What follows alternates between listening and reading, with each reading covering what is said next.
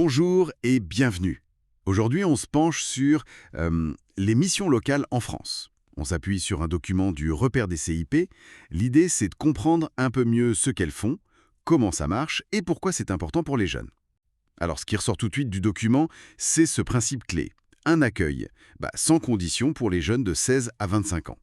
Peu importe leur situation, leur diplôme, leurs ressources, la porte est ouverte. C'est vraiment le point de départ. Oui, tout à fait. C'est essentiel de comprendre ça. Ces structures, en fait, elles sont là pour aider les jeunes à passer les obstacles, nombreux, qui se dressent sur le chemin de l'emploi et de l'autonomie. Et la méthode, c'est vraiment l'accompagnement individualisé. D'accord.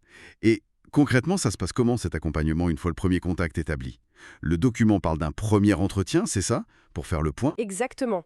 Un premier entretien pour évaluer la situation du jeune, ses besoins, ses attentes. Et à partir de là, on construit un parcours personnalisé avec un conseiller qui va le suivre. Un conseiller référent, donc. C'est ça.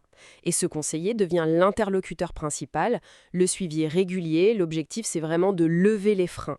Et ça peut être très varié, hein. La formation, bien sûr, la recherche d'emploi, Oui. mais aussi des choses comme le logement, la mobilité, le permis, les transports, la santé. L'idée, c'est une approche globale, quoi. Une sorte de chef d'orchestre, si on veut, qui oriente le jeune vers les bonnes personnes, les bonnes structures. C'est une bonne image, oui. Le conseiller active son réseau. Les organismes de formation, les entreprises du coin, les services sociaux, tout ce qui peut aider.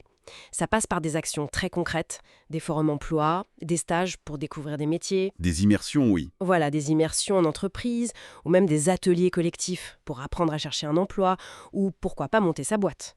Et d'ailleurs, le document insiste pas mal là-dessus, la force du partenariat local. Les missions locales, elles travaillent main dans la main avec les mairies, les départements, la région, l'État, mais aussi des entreprises locales, les associations. Ah oui. Oui, cette connaissance très fine du terrain, du bassin d'emploi, et cette capacité à mobiliser les acteurs locaux, c'est ce qui permet de trouver des solutions vraiment adaptées. C'est logique, cet ancrage territorial. Et qui finance tout ça alors? Eux?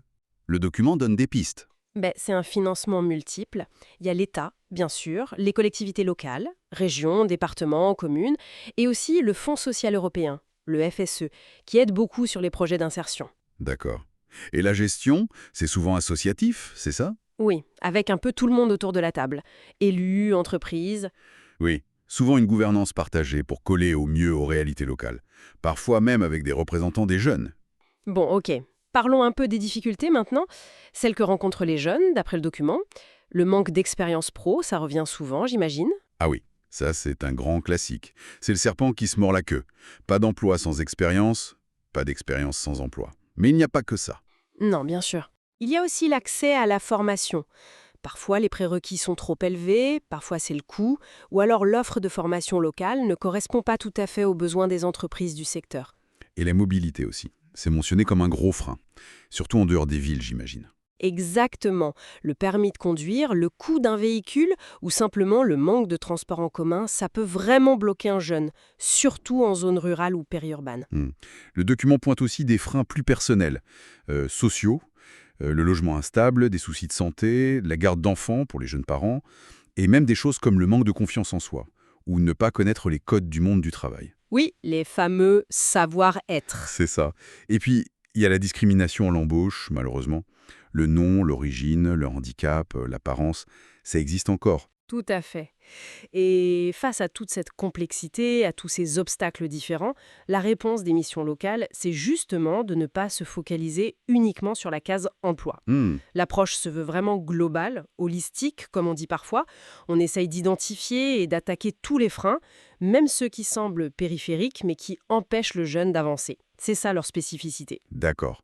Donc, si on essaye de résumer un peu ce que dit le document, les missions locales, c'est comme un guichet unique qui propose un accompagnement vraiment sur mesure aux jeunes, C'est ça.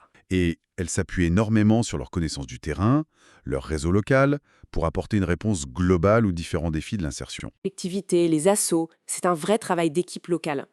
Et ça nous amène peut-être à une dernière question, une réflexion pour la suite. Face à un marché du travail qui bouge tout le temps, avec des défis sociaux qui deviennent de plus en plus complexes, comment est-ce que ce modèle, très personnalisé, très ancré localement, peut continuer à s'adapter, à rester agile pour répondre au mieux aux besoins des jeunes de demain?